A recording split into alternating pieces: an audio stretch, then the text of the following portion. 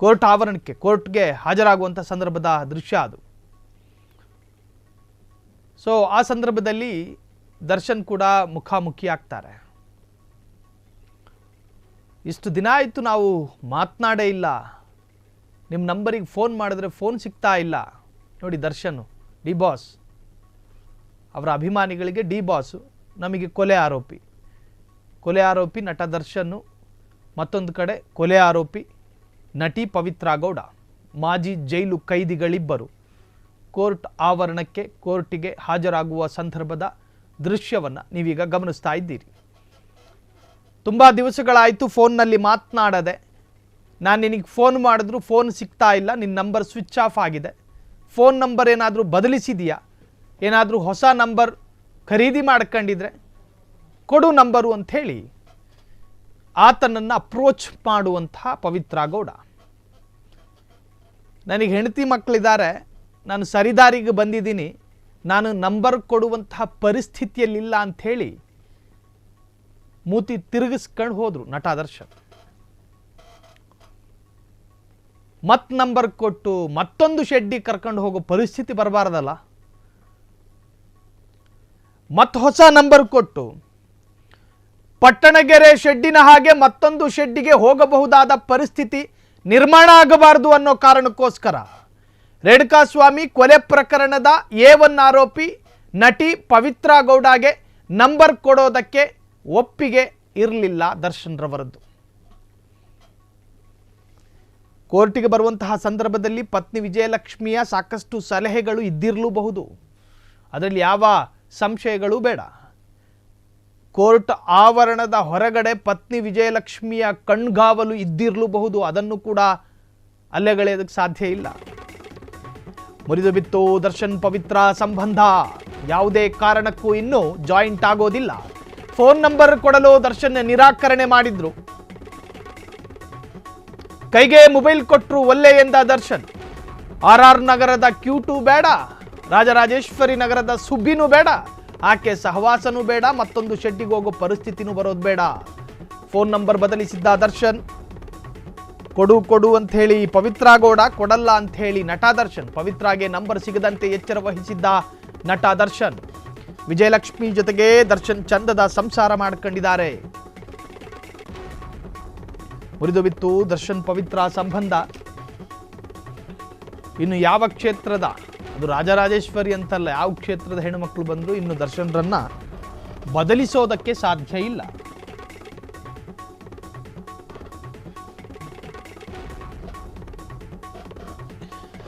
ಆರು ತಿಂಗಳಿಗೂ ಹೆಚ್ಚು ದಿವಸಗಳ ಕಾಲ ಜೈಲಲ್ಲಿ ಕಾಲ ಕಳೆದ ನಟ ದರ್ಶನ್ ಬದಲಾಗಿದ್ರು.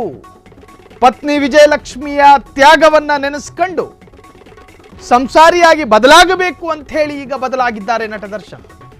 ನಟಿ ಪವಿತ್ರ ಗೌಡ ಈಗ ಒಂಟಿ. ಜೈಲಿಂದ ಬಂದ ಮೇಲೆ ಪವಿತ್ರ ಏಕಾಂಗಿ.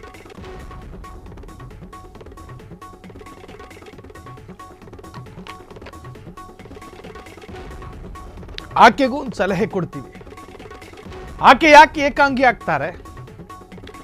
ಚಂದದ ಮಗಳಿದ್ದಾರೆ, ಕೈಯಲ್ಲೊಂದು ಉದ್ಯಮ ಇದೆ, ಅನುಕೂಲಕ್ಕೆ ತಕ್ಕನ ಹಾಗೆ ಬ್ಯಾಂಕ್ ಬ್ಯಾಲೆನ್ಸ್ಗಳಿದ್ದಾವೆ, ಸ್ವಂತ ಮನೆ ಇದೆ, ಇರೋದಕ್ಕೂ ಸೂರಿದೆ, ಇನ್ನು ಡಿಸೈನಿಂಗ್ ಶಾಪ್ ಅದೇ ಉದ್ಯಮ ಅಂತ ಹೇಳಿ. ಸಿನಿಮಾದಲ್ಲಿ ಬೇಕಾದರೆ ಪೋಷಕ ನಟಿಯಾಗೂ ಕೂಡ ಪಾತ್ರ ವಹಿಸ್ಬೋದು. ಇನ್ನೂ ಸ್ವಲ್ಪ ಜಾಸ್ತಿ ಮೇಕಪ್ ಹಾಕ್ಕೊಂಡ್ರೆ ನಟಿಯಾಗಿಯೂ ಕೂಡ ಆಕ್ಟ್ ಮಾಡ್ಬೋದು. ಇಷ್ಟೆಲ್ಲ ಅವಕಾಶಗಳಿದ್ರೂ ಕೂಡ ಒಂಟಿ ಹೆಂಗಾಗ್ತಾರ್ರಿ? ಒಂಟಿ ಹೆಂಗಾಗ್ತಾರೆ? ಒಂಟಿ ಆಗೋದಕ್ಕೂ ಸಾಧ್ಯ ಇಲ್ಲ. ಅವರಿಗೂ ಕೂಡ ಉತ್ತಮವಾದ ಅನುಕೂಲಗಳಿದೆ. ಇನ್ನಾದ್ರೂ ನಟ ದರ್ಶನ್ ರವರ ಸಹವಾಸ ಬಿಡ್ತಾರ ಪವಿತ್ರ ಗೌಡ ಅಂತ ನೋಡಿದ್ರೆ ನೋ. ಆ ಯೋಚನೆಗೆ ಬಿದ್ದಿಲ್ಲ ಆ ಯಮ್ಮ. ಮತ್ತದೇ ಹಳೆ ಪವಿತ್ರ ಗೌಡ, ಮತ್ತದೇ ಹಳೆ ಸ್ಟೈಲು. ಇದು ಹಿಂಗೆ ಮುಂದುವರೆದ್ರೆ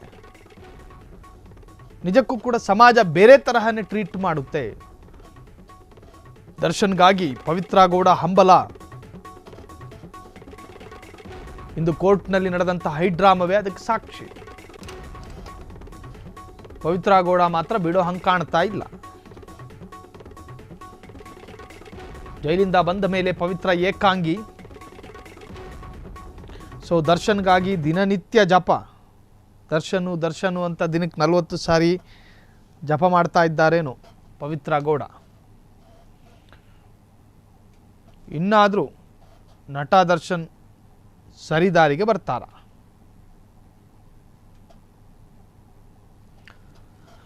ಸೊ ನಟ ದರ್ಶನ್ ಇವತ್ತು ನ್ಯಾಯಾಲಯಕ್ಕೆ ಹಾಜರಾಗಿದ್ದರು. ಈ ಹಿಂದೆ ನ್ಯಾಯಾಲಯದ ಕರೆಗೆ ಕಾರಣ ಕೊಟ್ಕೊಂಡು ಗೈರಾಗಿದ್ದರು ನಟ ದರ್ಶನ್. ಹೀಗೆಲ್ಲ ಕಾರಣ ಕೊಟ್ಕೊಂಡು ಮನೇಲಿ ಕೂತ್ಕೊಳ್ಳೋಕ್ಕಾಗಲ್ಲ, ನಾವು ಕರೆದಾಗ ನ್ಯಾಯಾಲಯಕ್ಕೆ ಬರಬೇಕು, ನ್ಯಾಯಾಲಯದ ನಿಯಮಗಳನ್ನು ಉಲ್ಲಂಘನೆ ಮಾಡಬಾರ್ದು ಅಂಥೇಳಿ ಚೆನ್ನಾಗಿ ಪಾಠ ಮಾಡಿತ್ತು. ಅದರ ಅನುಸಾರ ಈ ಬಾರಿ ಗೈರಾಗಿಲ್ಲ ಯಾರು? ನಟ ದರ್ಶನ್. ರೇಣುಕಾಸ್ವಾಮಿ ಕೊಲೆ ಪ್ರಕರಣದ ಆರೋಪ, ಅದರ ವಿಚಾರಣೆ, ಇವತ್ತು ಗೈರಾಗಿಲ್ಲ ನಟ ದರ್ಶನ್. ನೇರವಾಗಿ ನ್ಯಾಯಾಲಯಕ್ಕೆ ಹಾಜರಾಗಿದ್ದಾರೆ. ಸೊ ಆ ಒಂದು ಪ್ರಕರಣಕ್ಕೆ ಸಂಬಂಧಪಟ್ಟ ಹಾಗೆ ನಟಿ ಪವಿತ್ರ ಗೌಡ ಕೂಡ ನ್ಯಾಯಾಲಯಕ್ಕೆ ಹಾಜರಾಗಿದ್ದಾರೆ.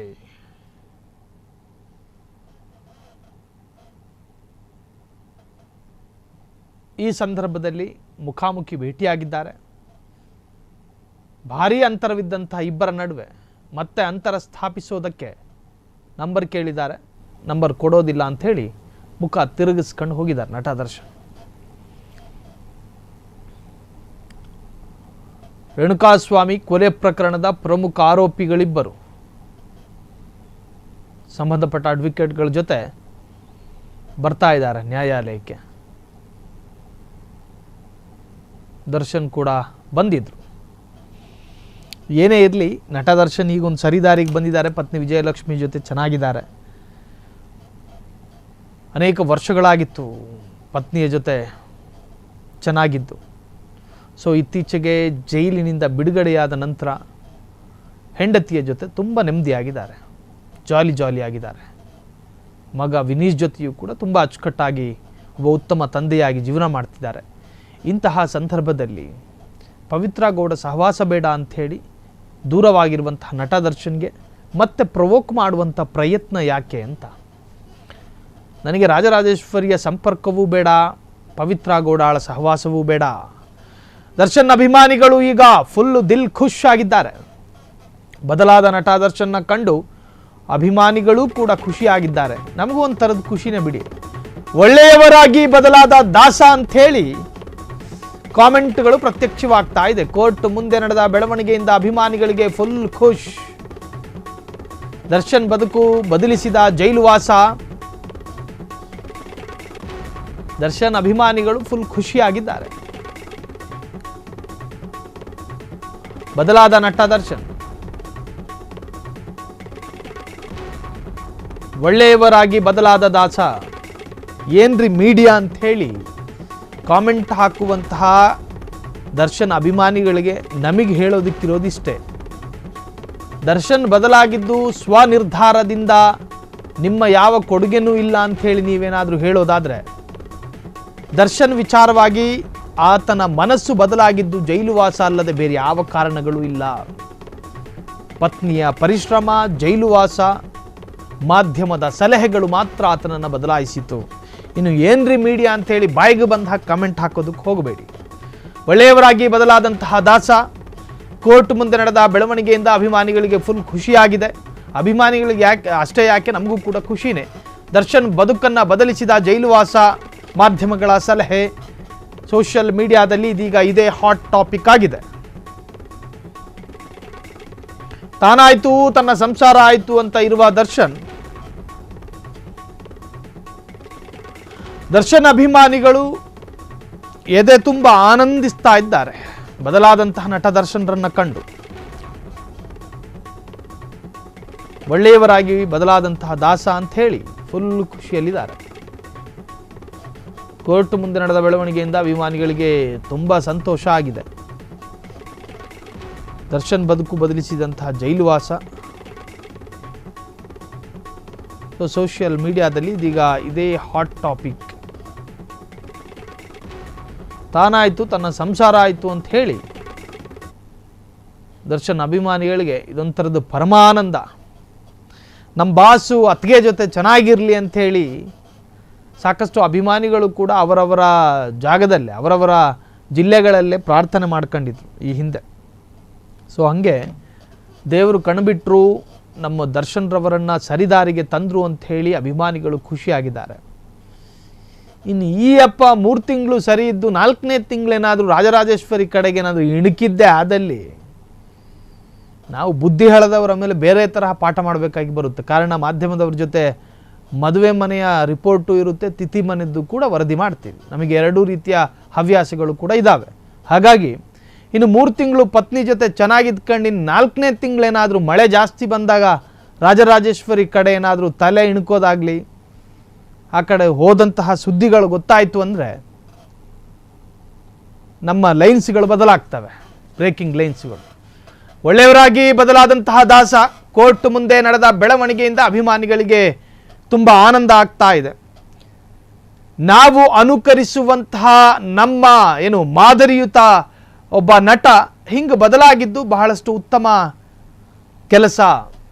ತನ್ನ ಹೆಂಡತಿ ಮಕ್ಕಳ ಜೊತೆ ಖುಷಿಯಾಗಿರೋದು, ಸಂಸಾರಸ್ಥನಂತೆ ಇರೋದು ಅಭಿಮಾನಿಗಳಿಗೆ ಸ್ವಾಭಾವಿಕವಾಗಿ ಖುಷಿ ತಂದು ಕೊಡುತ್ತೆ. ಸೊ ಅದರಂತೆಯೇ ಈಗ ಅಭಿಮಾನಿಗಳು ಕೂಡ ಸಂತೋಷವನ್ನು ವ್ಯಕ್ತಪಡಿಸ್ತಾ ಇದ್ದಾರೆ.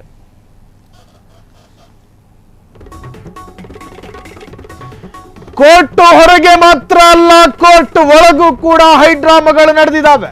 ಕೋರ್ಟ್ನಲ್ಲಿ ನಟಿ ಪವಿತ್ರ ಪಕ್ಕದಲ್ಲೇ ನಿಂತ ದರ್ಶನ್, 57ನೇ CCH ಕೋರ್ಟ್ಗೆ ಬಂದಿದ್ದ ನಟ ದರ್ಶನ್ ಮತ್ತು ನಟಿ ಪವಿತ್ರ. ನಟ ದರ್ಶನ್, ಪವಿತ್ರ ಗೌಡ ದೂರ ನಿಂತಿದ್ರು. ಕೋರ್ಟ್ ಹಾಲಿಗೆ ಬಂದ ನ್ಯಾಯಾಧೀಶರು ವಿಚಾರಣೆ ಆರಂಭ ಮಾಡಿ ಆರೋಪಿಗಳ ಹಾಜರಾತಿ ಪಡೆದ್ರು. ಆ ವೇಳೆ ಪವಿತ್ರ ಗೌಡ ಪಕ್ಕದಲ್ಲಿ ನಿಲ್ಲುವಂತೆ ದರ್ಶನ್ಗೆ ಸೂಚನೆ ಕೊಡಲಾಯಿತು. ಬಳಿಕ ಪವಿತ್ರ ಗೌಡ ಪಕ್ಕದಲ್ಲಿ ಬಂದು ನಿಂತ ನಟ ದರ್ಶನ್. ಕೋರ್ಟ್ ಹೊರಗೆ ಮಾತ್ರ ಅಲ್ಲ, ಕೋರ್ಟ್ ಒಳಗೂ ಹೈಡ್ರಾಮಾ. ರೇಣುಕಾಸ್ವಾಮಿ ಕೊಲೆ ಪ್ರಕರಣದ ಆರೋಪಿಗಳು ಯಾರ್ಯಾರು ಬಂದಿದ್ದಾರೆ ಅಂತೇಳಿ ಹಾಜರಾತಿ ಪಡೆಯಲಾಗುತ್ತೆ ಕೋರ್ಟ್ ಒಳಗಡೆ. 57ನೇ CCH ಕೋರ್ಟಿಗೆ ಬಂದಿದ್ದ ರೇಣುಕಾಸ್ವಾಮಿ ಪ್ರಕರಣದ ಅಷ್ಟು ಆರೋಪಿಗಳು. ನಟ ದರ್ಶನ್ ಎಲ್ಲಿದ್ದೀಯಾ ಅಂತ ಕೇಳಿದಾಗ ಇದ್ದೀನಿ ಅನ್ನಬೇಕು. ಪವಿತ್ರ ಗೌಡ ಎಲ್ಲಿದ್ದೀರಾ ಅಂತ ಕೇಳಿದಾಗ ಇಲ್ಲೇ ಇದ್ದೀನಿ ಅನ್ನಬೇಕು. ಹಾಗಾಗಿ ಈ ತರಹದ ಹಾಜರಾತಿ ಪ್ರಕ್ರಿಯೆಗಳು ಬಂದಾಗ ನಿಂತ್ಕೊಳ್ರಯ್ಯ A1 A2 ಅಂತ ಹೇಳೋದು ಸಹಜ. A1 A2 ಅದನ್ನು ಸರಿಯಾದ ಅನುಪಾತದಲ್ಲಿ ನಿಂತ್ಕೊಳ್ಳುವಂಥ ಸ್ಥಿತಿ. ದರ್ಶನ್ ಪಕ್ಕ ನಿಂತಿದ್ದಷ್ಟೇ ಪವಿತ್ರ ಗೌಡಗೆ ಸಿಕ್ಕ ಭಾಗ್ಯ. ದರ್ಶನ್ ಮುಖ ತಿರುಗಿಸ್ಕೊಂಡು ಕೂಡ ಪವಿತ್ರಳನ್ನು ನೋಡಿಲ್ಲ.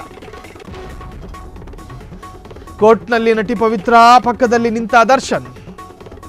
ಹಾಜರಾತಿ ಪ್ರಕ್ರಿಯೆಗೆ ಸಂಬಂಧಪಟ್ಟ ಹಾಗೆ ಅಕ್ಕಪಕ್ಕದಲ್ಲಿ ನಿಲ್ಲಿಸುವಂತ ಒಂದು ಸಣ್ಣ ಪ್ರಕ್ರಿಯೆಗಳು ನಡೀತಾವೆ. ಅದರ ಅರ್ಥ ದರ್ಶನ್ ಮನಸ್ಸು ಮಾಡಿ ಪವಿತ್ರ ಗೌಡ ಪಕ್ಕದಲ್ಲಿ ಬಂದು ನಿಂತಿದ್ದಲ್ಲ, ಅಲ್ಲಿ ನಿಲ್ಲಿಸ್ತಾರೆ. A1 A2 A3 ಹಿಂಗೆ ನಿಂತ್ಕೊಳ್ಳಿ ಲೈನ್ ಆಗಿ ಅಂತ ಹೇಳಿ. ಆ ಸಂದರ್ಭದಲ್ಲಿ ನಿಂತ್ಕೊಂಡಿರಬಹುದು. ಸೊ ಅಷ್ಟೇ ಸಿಕ್ಕಂತಹ ಭಾಗ್ಯ. ಕ್ಷಣದ ಸುದ್ದಿಗಳಿಗಾಗಿ ಫ್ರೀಡಂ ಟಿವಿ ಸಬ್ಸ್ಕ್ರೈಬ್ ಮಾಡಿ, ಲೈಕ್ ಮಾಡಿ ಹಾಗೂ ಫಾಲೋ ಮಾಡಿ. ಹೊಸ ಸುದ್ದಿಗಳ ನೋಟಿಫಿಕೇಶನ್ಗಾಗಿ ಬೆಲ್ ಐಕಾನ್ ಮೇಲೆ ಕ್ಲಿಕ್ ಮಾಡಿ.